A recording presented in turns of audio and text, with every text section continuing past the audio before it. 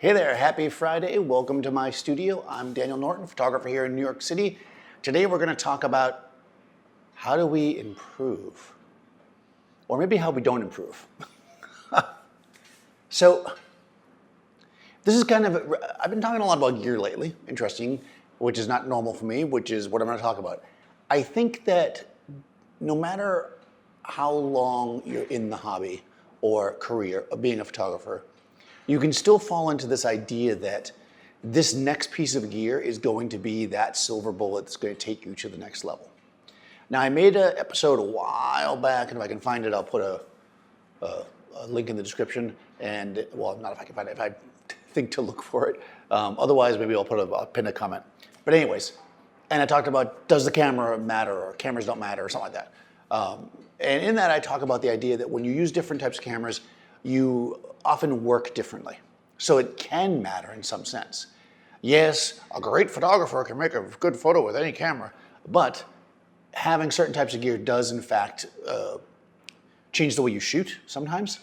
And also, obviously, certain lenses and stuff can affect what you do.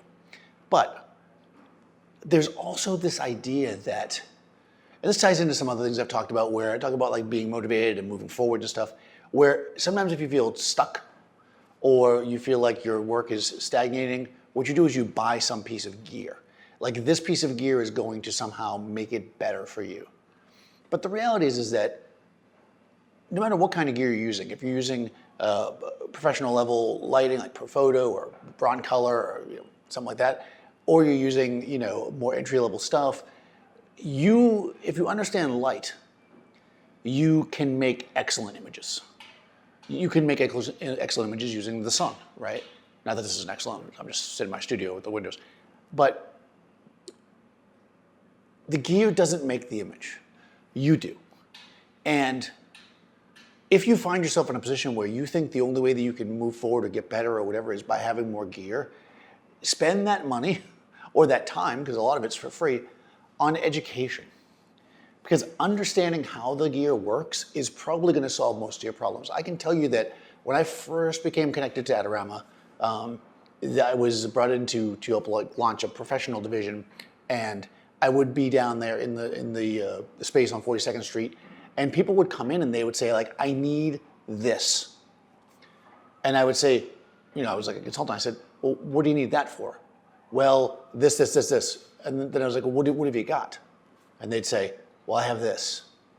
And I would say, well, did you try this? And half the time, they hadn't tried it. They didn't understand that the gear that they had could do the thing they wanted, so they thought just buying more gear was going to make a difference. And that is something that we fall into at all levels. There's very, very experienced photographers that I've worked with that I hear them have conversations, they say things like that, like, oh, finally, I have this, blah, blah, blah, I can do that. It's like, well, did you really need that to make your work better? Is that what's going to make you better?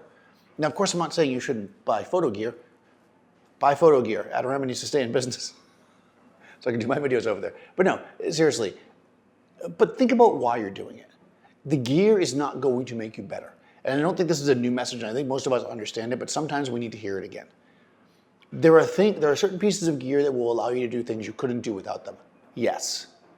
But overall, as a photographer, what is going to make us better is a deep understanding and experience, so experimentation, successful or not, with light.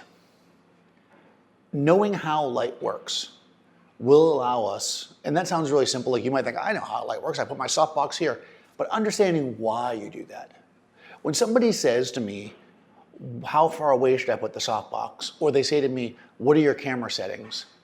When I'm making a shot, they're fundamentally missing the idea.